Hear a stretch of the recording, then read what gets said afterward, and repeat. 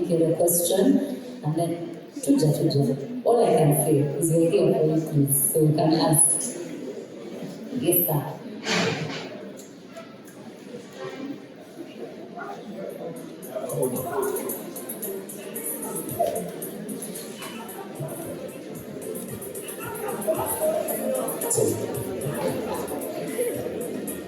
Well, thank you so much. I'll keep my questions so brief because majority of them have been answered. Well, I have like two of them. One will definitely go to Mr. Bob. What all for me? Thank you.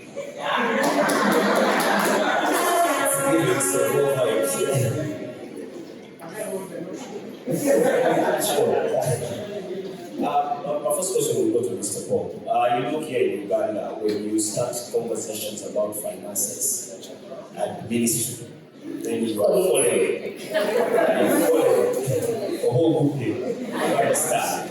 But under what circumstances can finances then come into a ministry and then without being offensive to people? Pastors here hold crusades, words, invite artists, and for them, what is in their mind is like freely given. You understand? So I want you to speak to that, and maybe the other question would be, what happens between the time of investment, time of waiting for results, and then also you becoming burnt out, and also losing your resources? Yet the returns have not really, come out very well. And then lastly, this question will go to Moji. We've had a very huge debate here in Uganda about fellow gospel artists being seen performing in circular spaces, bars, and very many of them have really come out to give valid reasons. Some of them with both, but also the backlash has really been so much higher on them. So we really want to understand. Have you gone wrong? Is it a sin for an artist to take their creative work to such spaces? Because who will tell them if no one goes to them? You understand? So let me reserve the rest of the questions for Bana and Wade. They will answer them. All right, so we'll answer those two, and then we'll come to you and Miss Afri. So, Bob, over to you. Thank you so much. Finance is ministry. Like I've said, our biggest challenge is to discuss church when it comes to bookings. And I'm not being with the church. I love the church. What I do when they call to go and minister in the church. So when it comes to churches, there are two things.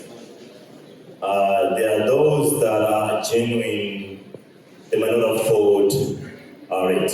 Even the rate that you have set for churches. It's genuine. You can even hear it. They're giving you context. You're having the conversation.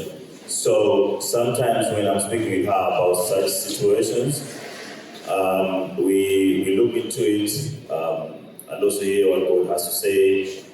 And most of the times, like recently we did a certain event where we didn't take anything. And it doesn't happen all the time. It was for that particular person. And then there are some that just don't respect artists. Yeah. You see the same, they don't respect their own praise team, they don't put their own, like, payroll. They expect them to come church every day, they don't know how they come. So they don't respect their own, that. So they might have to to work with, but they feel like giving you $500, they can afford it, it just doesn't respect you. And you can hear that from so that we don't, so we design those things.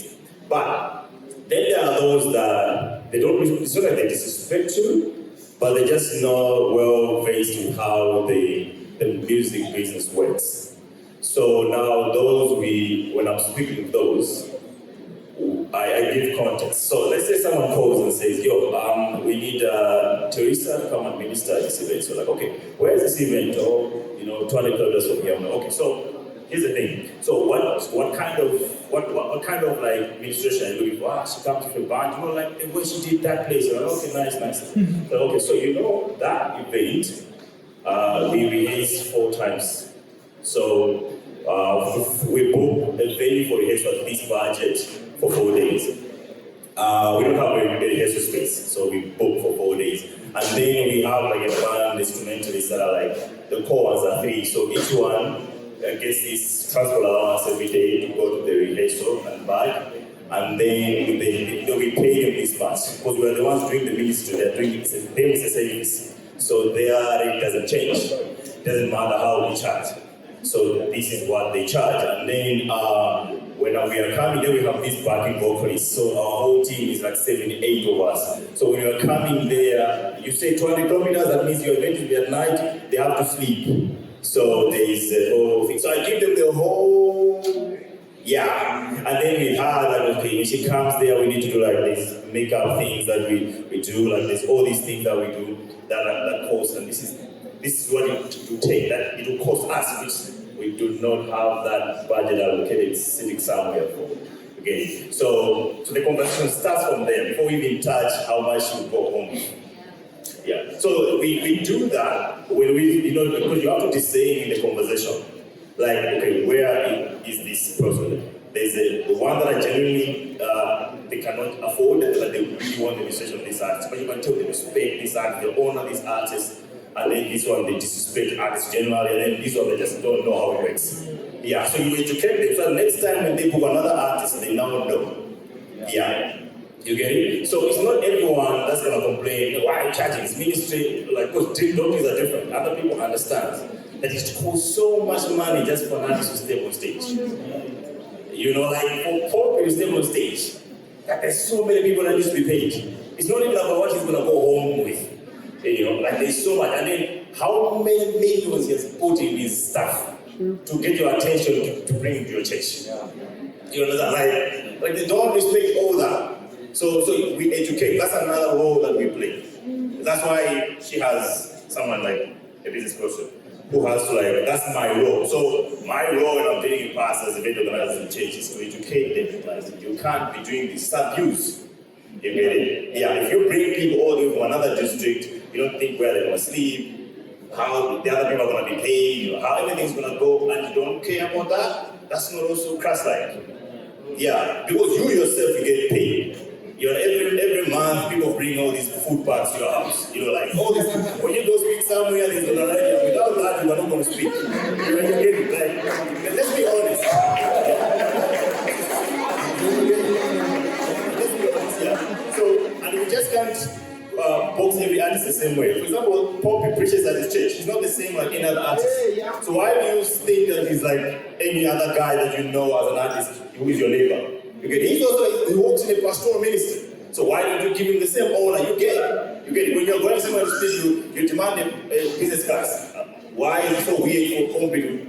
You get it? Like, I understand, but we need to have those conversations. It's not black and white saying no because artists can't charge. No, let's have conversations. And if you're not open to have a conversation, then there's something wrong. It's okay to have an opposing view. But your opposing views, you should be open to be to grow, to be challenged, to have new information and make decisions better. You get it? Yeah, like what you said. So it's also our job. It's not just to bash those social media things like what is happening in Nigeria. You can't charge a lot of. You need to have honest conversations. Yeah, and we need to understand each other. Her core and Pompi's core is not the same. So they cannot move the same way. Our convictions and his convictions are not the same. So they cannot move the same way, but you cannot treat them the same way. So you need to have conversations with her, and then they will be unique to her. So if today she decides she's not going to charge anymore, you can't take that to Pompi. You get it? Yeah, it's same with pastors. They don't move the same way. One pastor takes from the lady, one other pastor is like, no, when I come, I just want to teach. One pastor demands a private jet, another one, I can take it all over. You get it? We don't treat them the same way. So I think it's also our job as creatives to have this conversation, and to be honest about it. Don't be afraid to talk about money, guys. It's a good conversation to have. Because you're going to burn out, you're going to be angry, you're going to resent the church. When it's your role also to educate your pastor. I'll give you one example in conclusion. When I joined the church that we go to, I saw the branding was terrible. I went to the pastor, I'm like, you are a global speaker. You cannot have this terrible branding. But I was not going there to criticize him. I was like, because God has allowed me to see that, I'm going to help with that. Yeah, so my job is, but I'm like, for me to do that, I don't design, but I know how to like tell an artist story of help.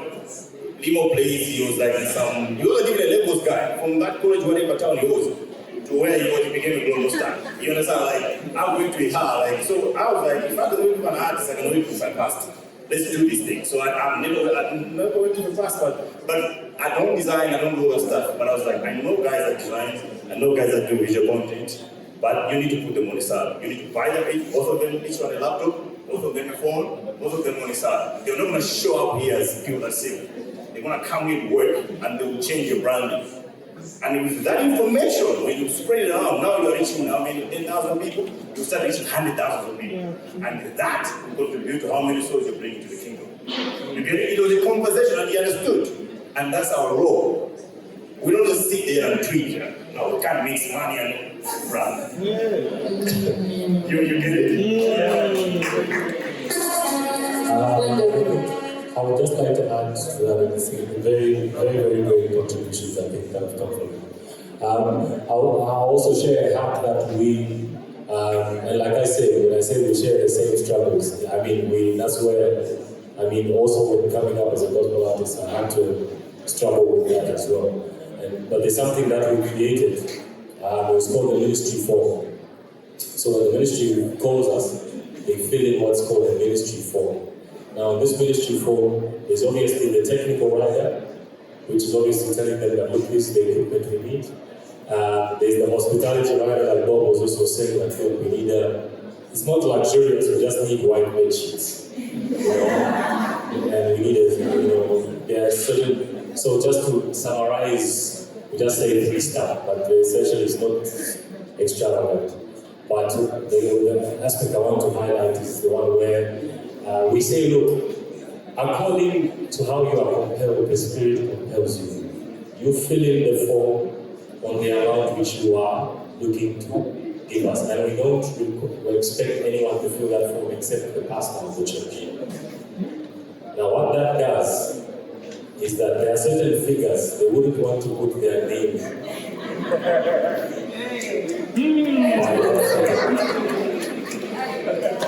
You have to use wisdom. They wouldn't put their name by that figure. So when they put their name there, suddenly the figures were completely different. And I've shared this with a lot of others and gospel. So like Bob is saying, it's just to have the conversation and use wisdom and how you can, yeah.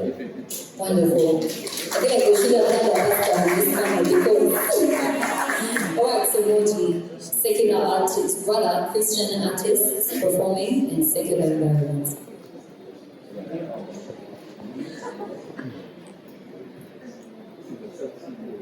Well, that's a tough one, but let me tell you a story. So, I was part of a group called Kaitesi, and our first big song was called Itakuanguru. Yeah, and that song was, it was a club band. It wasn't just a church band, it was a club band. And so we started getting invited to like band restaurants, full-on clubs. In fact, yesterday I was telling a story of VineYardUG. There's one club we went to, and a lady came on stage. She was overwhelmed by the Spirit of God. It compelled her to turn around, and we had to run for our lives. So I have all those situations where I have been in secular spaces because of the nature of my music. And because Kenyans love gospel music, because Kenyans love gospel music, they dance to gospel music anyway. They can be drunk, they can be whatever they say, where I love God. And so there's no difference here. When they want Moji Shortbabaa, they'll be like, you still gospel and pray for us. And that's why even Kenyans get more disappointed with the gospel artists music. Because Kenyans want you to stay gospel and we stay on this side so you can preach to our kids. And that's true. And so I've had announcements.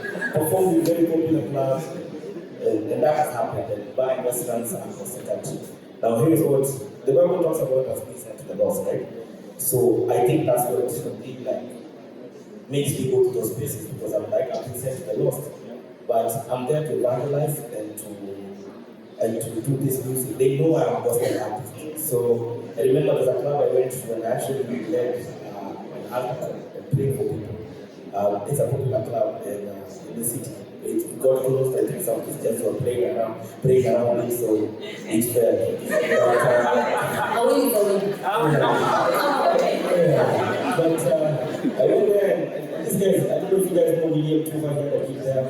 And went there and I led people to Christ and I prayed. So we've done these things, we've gone to the lost. But like, here's what, there's a part of being sent to the lost, and there's a part of Psalms 1 where we should not stick to their God, we should not whatever. So I remember that this club used to go to a launching music, we'd go there, but after a while, you'd find a gospel artist there, and he has no new song. You're like, bro, what are you doing here? Like, you have no new song. So I think you should only go if you have been sent by God, and if you're convicted to go. If you go for any other reason, within time, we know you by your fruits. Come on. So, anyway, and there are churches you go to and you shouldn't go to. Like God hasn't sent you. Oh, yeah. So that applies even to like clubs, that applies to anywhere. So you can say anything, but if you're not been sent by God, if you're not covered, if you don't have a covering, if you don't have people who are covering you in prayer, you go there and stay there. So there should be that balance of being sent to the lost and not being equally yoked, right? You're not going into spaces because of your own agendas, but yet you say you're going to the lost. So, and I think the Kenyan gospel music industry is a good example of the dangers of you going into a space you're not being sent to. Because us hanging out with and I don't like that secular term, because then say that these are not our brothers, but like in spaces that are not, they don't necessarily they're not really like godly, or people who are not pushing that God agenda. If you stay with them long enough, their ideas or their way of living or their whatever, or their attitudes will rub off on you, right? That is common knowledge. So I think you have been sent to the lost. So if you have been sent and you're convicted and you're covered and you're prayed up and all these things, you go. After a while, people will see you by your fruits, by the people that will get born again. But then again, Psalms 1, do not sit where you're supposed to sit, do not listen, do not be in spaces where in your heart of hearts, God is not the one who sent you in those spaces. Okay,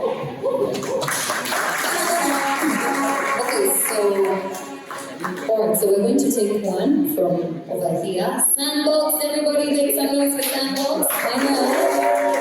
And then we'll take another from Free. There's one from DJ Hush. Don't worry. What we have is the grace of the Lord. And Vine Entertainment, a round of applause for them. They're about to give us some time. Over to the microphone. Right here. Is when we have the three questions come at once, we do those so that So a Free, DJ Hush. do myself. So we need to do this. Hush had joined the present question, so please come. The three questions, please come so we do that at once so we can answer. Do myself, run to your please.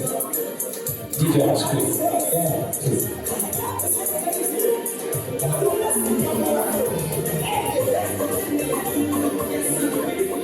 Thank you so much. So a simple question. I want to add something to what Moji is saying. I think maybe sometimes when we read scripture, we think that the lost are outside the church. Do we believe there's somebody in the church? Exactly. So I think we need to encourage ourselves to also begin around as before we attend to God, where we're going to be saints. Yeah, but it's very easy to see the fruit, like Moji is saying. So I think it's very exciting to feel like I'm the guy who goes, I get called to these stages, I'm friends with all these people, I have all these collabs and all these things. But Maybe, in fact, the loss could be your sister at home. The loss could be the person you sit next to on Sunday. That usher who, just got saved. So before we attempt to cross, let's first ensure that we have covered the losses that are nearest to us. But I would like to also emphasize a scripture that Moji talked about, Psalms 1. As creatives, let's be the kind that can read that scripture. And as people listen to our music or watch our content or interact with us, they can clearly tie Psalms 1 to the content that we're putting out. Otherwise, then, there's pretty much no difference with the loss that we're trying to apparently save, even as we need to save. Possible that someone said, just to re-emphasize, Because it's there, NKJV, so I think NKJV, not KJV. Okay? Psalms 1. Blessed is the man who walks not in the counsel of the ungodly, nor stands in the path of sinners, nor sits in the seat of the scornful. But his delight is in the law of the Lord, and in his law he meditates day and night. He shall be like a tree planted by the rivers of water, that brings forth its fruit in its season, whose leaf also shall not wither, and whatever he does shall prosper. The ungodly are not so, but are like the chaff which the wind drives away. Therefore, the ungodly shall not stand in the judgment, nor sin as in the congregation of the righteous. For the Lord knows the way of the righteous, but the way of the ungodly shall perish. I mean, how many times do we see our Christian brothers start here and end here? Sounds good. questions. Alright, thank you so much. My name is Sarah Kingsley, the Rob Evangelist. Okay, so my question goes to Pompi. It's how do you navigate making music, stroke art that is both culturally relevant and biblically sound?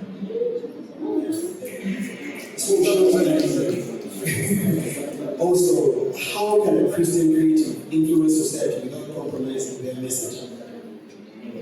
But also, I like how Pompi does it, how he talks about the matrix in the gospel song.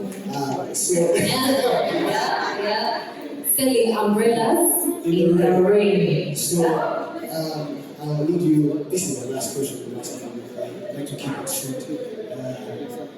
So you said, who are you trying? So you said, there's a line, I'm just going to read it, so we can learn from it. So you say that talent is not exclusive to the first class. The devil is just a liar in the first place. He got you caught up in the matrix. So how do we escape the matrix? Alright. Yes, please. Thank you so much for all that insight and wisdom. My name is Beloved, and I had a question on family. It can go to anybody since we're all family people.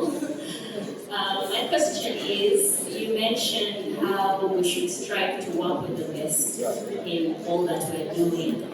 And how would you advise someone who has a younger family who would like to, of course, advance this, but at the same time you're building a family? How do you balance it practically, financially? Thank you. Thank you. Alright, so it's starting with no, one more? Okay.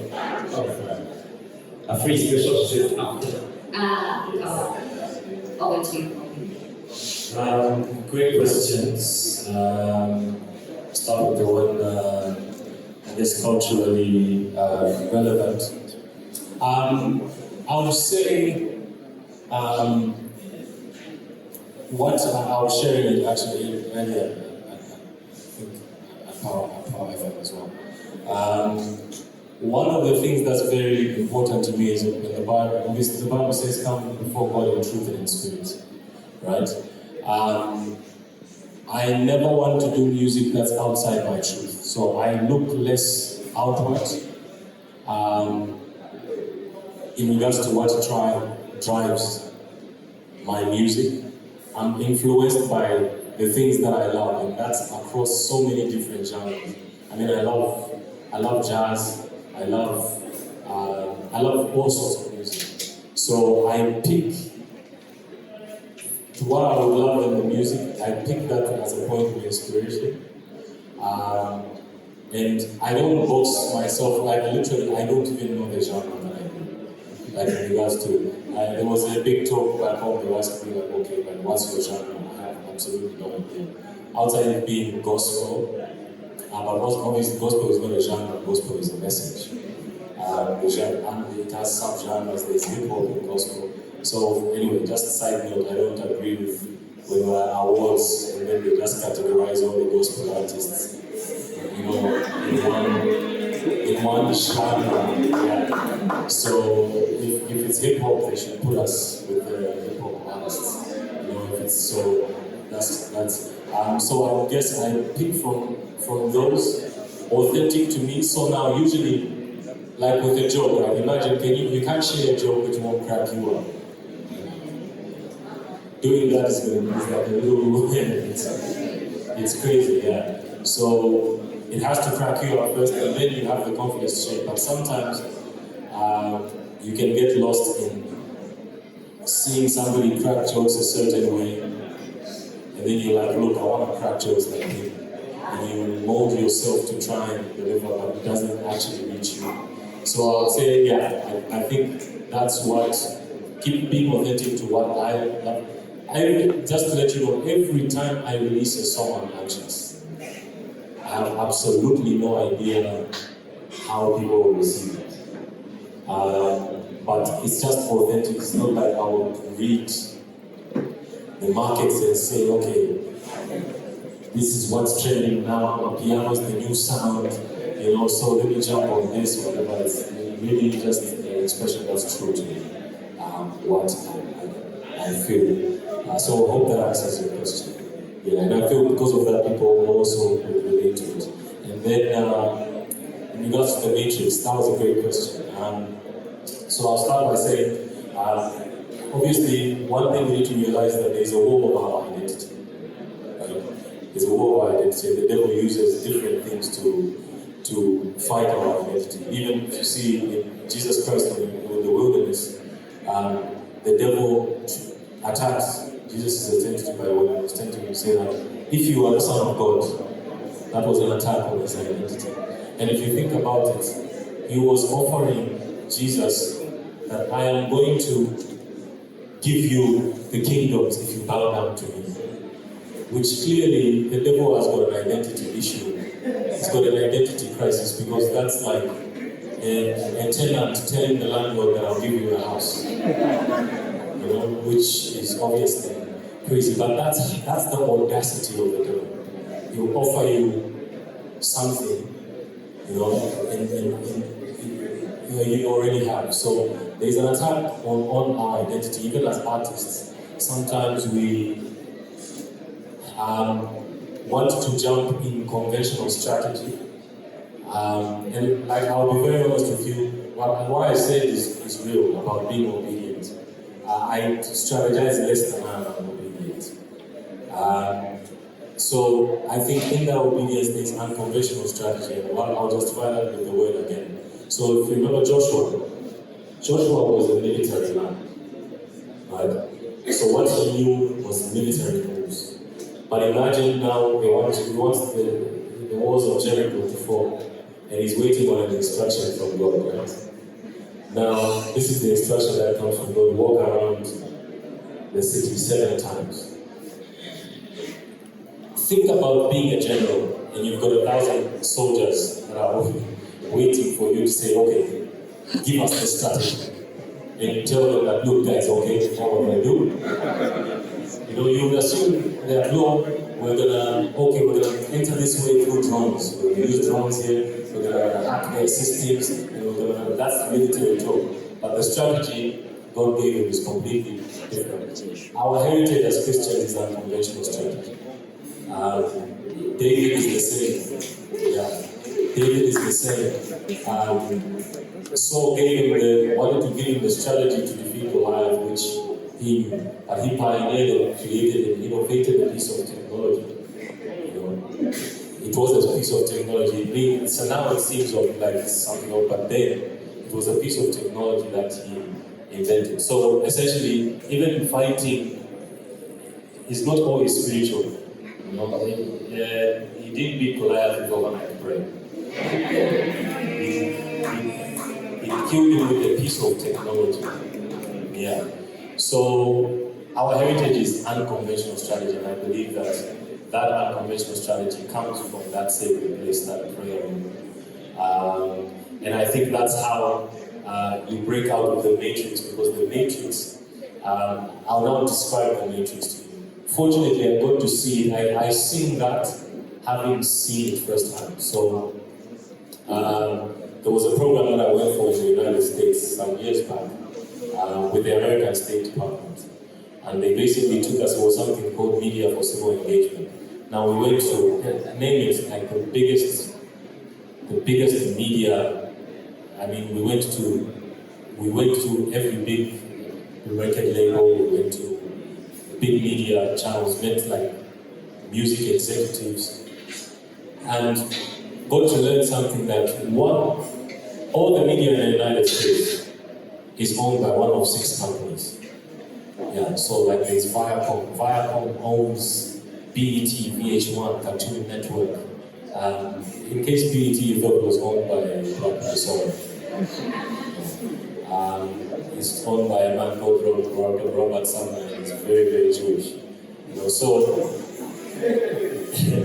So these 6 media companies they really control the narrative of what our reality is.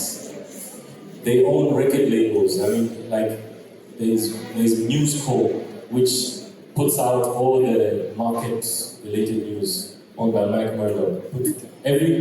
When you trade stocks in there, they know that you are trusting the information that you are getting from these platforms, and you trade based on that. So these guys own the narrative and the information that goes out. And so you can be trapped in that formation of what it's trying to make you. And I use formation deliberately. Why is I'm getting through a devotional, and I'll close with this. I had a devotional one day. The Holy Spirit kept on bringing the word information. And I was wondering, what's this? And it finally clicked.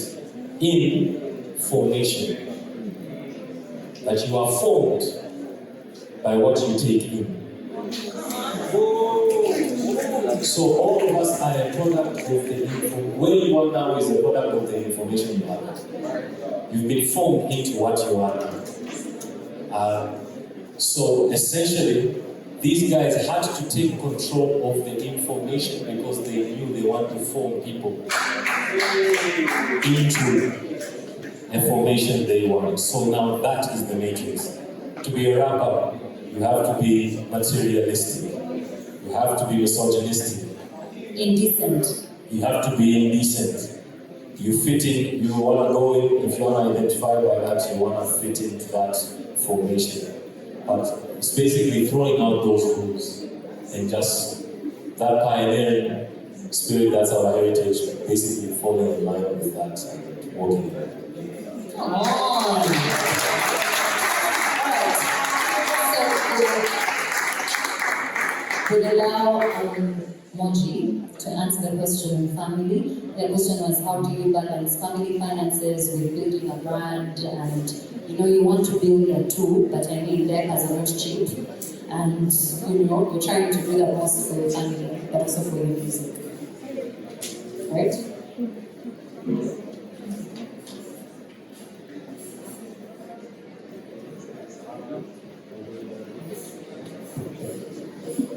This is such a powerful mic when preaching. Let's see whether it's a mic on the person, yeah? Yeah, how do you want that? I think, some of them will be sharing a lot of methods on how an artist should treat your art as a startup. You should separate your.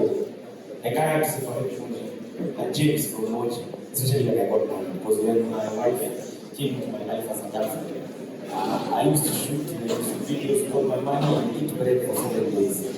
I know many artists have done that, I'd phone the car, and spend in case I get a gig, I'm good, and eat bread and biscuits for 7 days with a very hot music video on YouTube. I'm killing Kenyans and I'm dying. So when family came in, I had to still separate the music and treat it, the business treat it very well. And my music video director was not very happy because now I see honestly the music and be like, okay, this is what I want to do. I want to fit this within this project and beyond it. So you have to keep it as a business. To a certain point, sometimes even give yourself a salary and all that, even if you're earning, and so that you can be able to plan it. So how many songs can I do in a year? How many songs can I do in a month? Nowadays, it's even getting crazy in terms of the marketing budget, social media, and everything is. A long time ago, because I did not start singing yesterday, a long time ago, we just put the song on YouTube, send CDs, and that's all that. Right now, you need a TikTok budget, promotion budget. You need to talk to some guys who play this thing. You need to get crazy. So the structure is simple. There is you, the person, and there is the music, the business. So the music is earning money. Manage that money well, pay yourself, what you need to pay yourself, and manage that in your life, but keep the business going. If your music is not in a place where it's earning money, then, Bob shares a very good point on how you should start and the people you should get first, social media managers, content creation, and all that. So, and as you manage it, as money starts coming, then you manage the money. There's something they say in Kenya is Usukule stock. So Usukule stock is, if you have a shop and you're selling unga, you can't eat all the unga. So even if you get money as an artist, you know how to manage the money. How much do I need to pump back into the music, and how much do I need to put into my personal life. So how you manage it is that you just have to be honest, have people who can help you, and be honest with it. This is how things are looking, and you need to manage it, and your partner also needs to understand. So there are times I've been called, literally you're being paid this much, and my wife is already going on Instagram looking at new images. She's like, I can finally get that washing machine, and I'm like, this is not, money in, doesn't mean money into the house, I still need to do some other things. I need to do this music, I need to plan myself anyway. So I think you need to manage yourself and structure yourself so that when the money starts coming, some of us have to learn on the job. So, but I think that's why we're here, so that you can start structuring early enough, so when the money comes, start checking in, you're able to manage it and you're able to balance it. Wonderful. I want to close this panel. So microphone for freedom, we're going to do something special with your permission, and then dinner will be served. That's a part like saying dinner.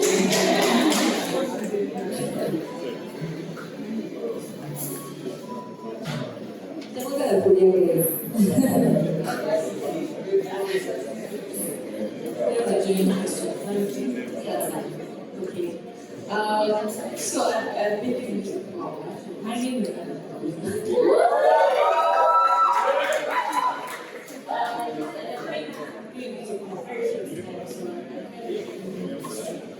and I've come to experience a problem where I have my heart for ministry and my heart for music, which I really want to do, which people may not like very much. But then there's also strategic music, which will be a banger or be exciting for people. So I wonder how to balance ministry and music that really speaks, and then the bangers where people are like, okay, just do this Afrobeat or this awesome beat and let's go and let's make money. You know it will make money, but at the same time you feel like that's what I'm supposed to be saying, right, to the people in terms of ministry. And what you may be speaking may not be that interesting. It may not be something that people want to hear. So I was just wondering how you navigate that in terms of also knowing how what God has asked you to do, what to obey, while still being strategic and wise. Yeah. Okay. Is that it? Hi, my name is Kaitesi. So I represent Christian Christian program.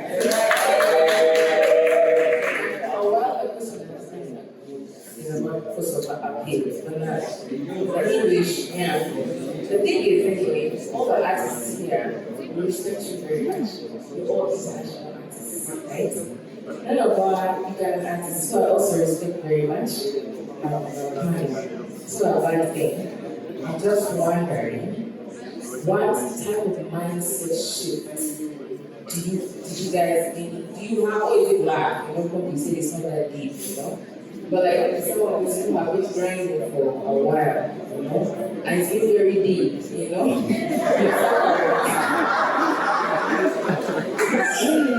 You can look for it, that's for you. Yeah, and you're like, hey, I'm just like also going in obedience.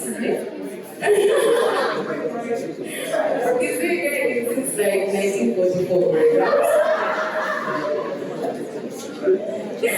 Anyway, so what mindset shift is that you guys have?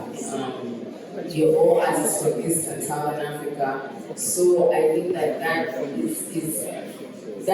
goes to show that there's a different level of mind work there, because many of the big artists that we have right now globally, representing Africa at global level, are still from West Africa. So by the time you're from East and Southern Africa, that goes to show that there is something extra you guys are doing. So what are we missing? Is it mental? And if it is, one of the 3 principles you can share that you stand by? The second question is, shall we eat? We shall eat. Second question is, well, biblically, David signed, but he went on to become king eventually. And like you mentioned, Joshua, with the walls of Jericho, if he decided to, record an album there, the Jericho album, guys, like this thing worked. It threw down walls, so what are we throwing down next with this next album? Maybe we wouldn't have been as successful, like you said, unconventional strategy, and you can't necessarily repeat it. Jehoshaphat, the king as well, used music as a way to win the war when the Israelites were fighting. And this is a king, this is a military person, and David is also a king and a warrior and a showman. My question is, have you set up where you are now as musicians, or do you believe that there is something God is calling you to that's like the ocean, if what you're doing right now is expressed as a river? Are you heading to some ocean in particular? And what is next for you as artists? Not as artists, as beings. Yeah, what's next for you? Wonderful. Great. Allow me to have these questions. So those are 2 questions. We're going to take that one last one. And then we're going to let the evening come to an end. Yes, ma'am. Thank you so much. My name is Nora, and my question goes to Pompi. Recently, we got married, guys, this stuff. And we also married to someone that is in the same industry, right? And so, my friends are there, the first song we did when he was and had this mindset and this way to be such a huge blessing to us and obviously so many albums together now that we are one. When you got married, the songs aren't as many as you have hoped. Is that something you decided to get married the same? Yes, I would just like to know how you think about when. Alright, so the question on Guys, ask hard questions. relevant to Anibada Banga and allow Theresa or Bob Phondo to respond to that. And then Afri, you might want to stay there because your questions are more deep and I might not be able to reiterate them. It's not that deep though. Anyway. Thank you. Let me quickly take that one when it comes to sound. Guys, first and foremost, we shouldn't underestimate or sleep on the provision of God. Yeah? God actually provides. Like, He's really good at it. And He has promised that He's never going to let none of us down. That's one thing we need to establish when we start our channel. I understand all the fear that comes. Can I do this? Should I do this music thing full time? That's the first point I wanted to make. Now, I'll give you an example. Pompi, he spoke about working with Standard Chartered. Theresa's faced corporate deal with Standard Bank. And she had one of the lowest numbers in the country, female artists. She was on 30,000 followers on Facebook. And there were artists, female artists, that was 300, 400, but the deal came to her. Even when she didn't have a local hit. Even when she didn't do sound that we finished from Malawi. He didn't need that. Yeah? So, like what Paula was saying, she walked in her path and stayed obedient. You know, the message that God wants you to communicate. I'll touch the strategy side, but I just want to face the foremost. We need to agree that God is going to provide. You understand? So if that's the basic you need to do, just do it so well. Because you shouldn't embarrass God. It doesn't mean that that's what God has given you a message. You go to home or you get a producer there. No.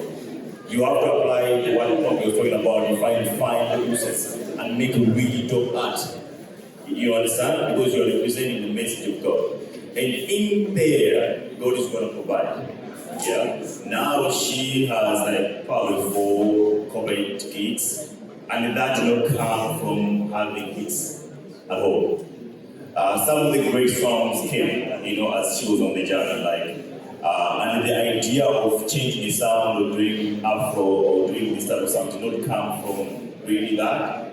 At the beginning, I'll tie this with the question that came with the mindset change. From the get-go, the idea was, can we make product that if someone in Gambia is listening to it, they'll appreciate it. Can we take this message to someone in Brazil? Not just think. I have a challenge with Kenya, Uganda. I love what's happening now with Joshua Baraka on the secular side, where he has just gone outside and explored the art. Yeah. In Kenya, what you see mostly, people are so content to, at home. You understand? Like, we don't get Kenyan artists doing stuff outside of Kenya. Those are gospel. Like outside East Africa, you do the same way you would have like the likes of Paula, whatever, all those Afro gospel guys.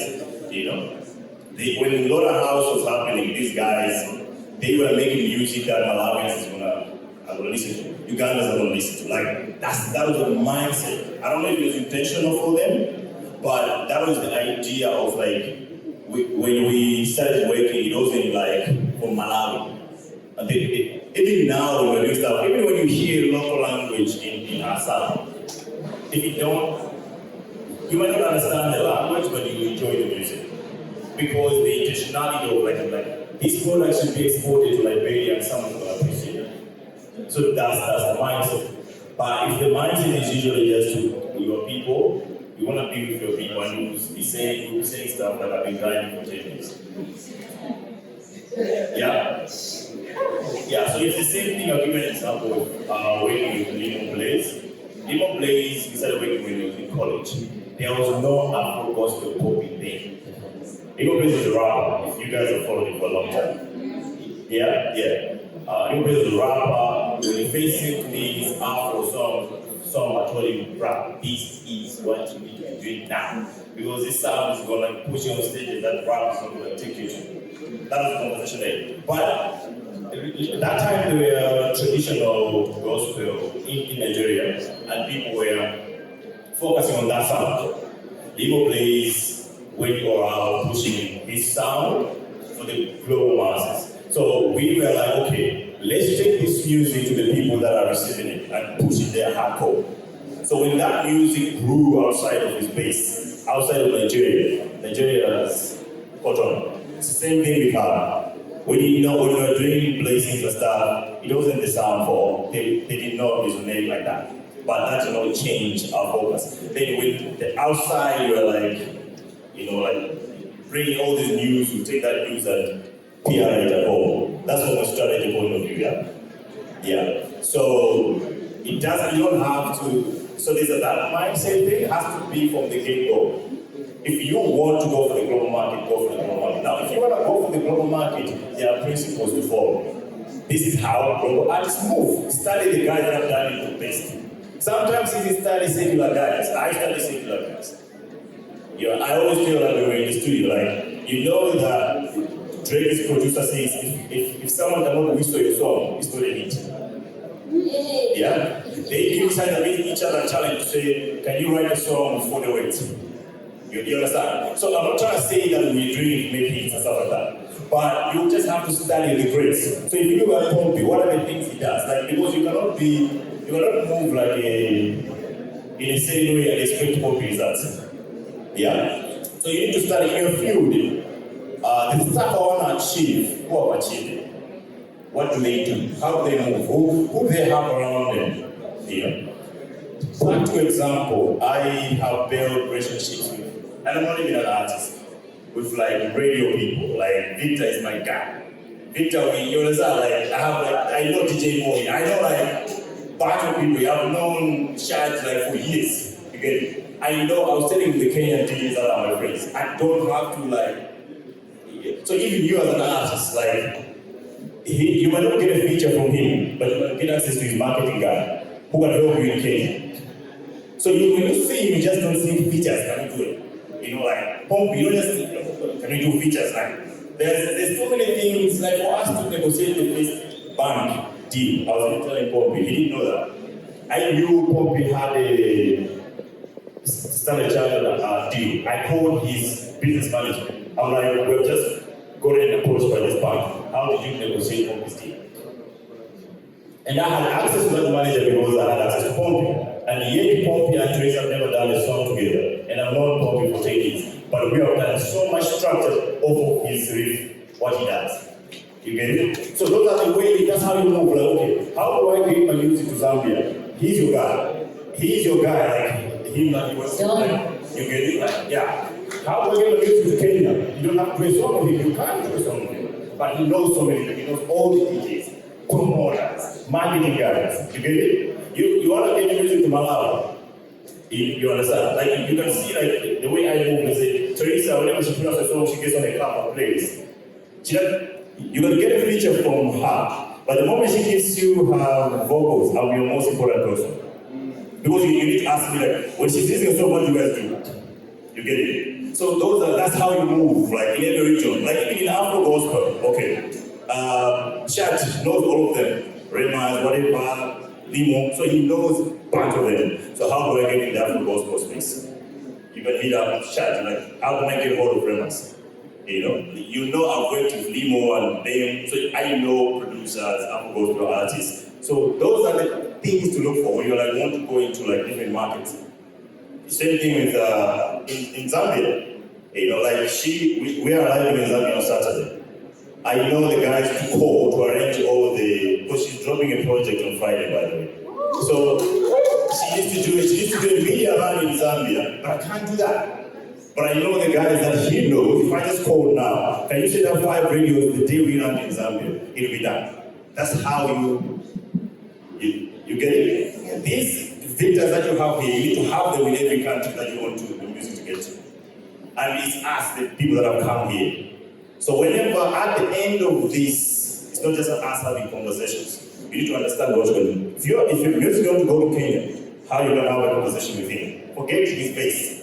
Because he has to work so much for his art. Where you are, where he is now, it might not match. He might not have value in having a feature with you, musically.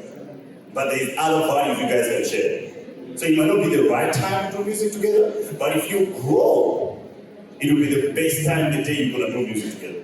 Because he was going to benefit from you, you will benefit from him later. But there's so many things he can do for you today.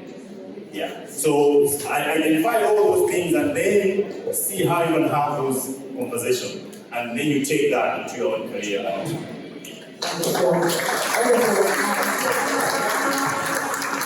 to bring this to a close. I know that he has answered the mindset question in there, so we're free. Yeah. But I would love for us to do something special before I hand over to Che. Can we get up on our feet? We are going to dedicate a line in the park to God. So I would like for us to join our hands, hold our hands across the aisles really, and just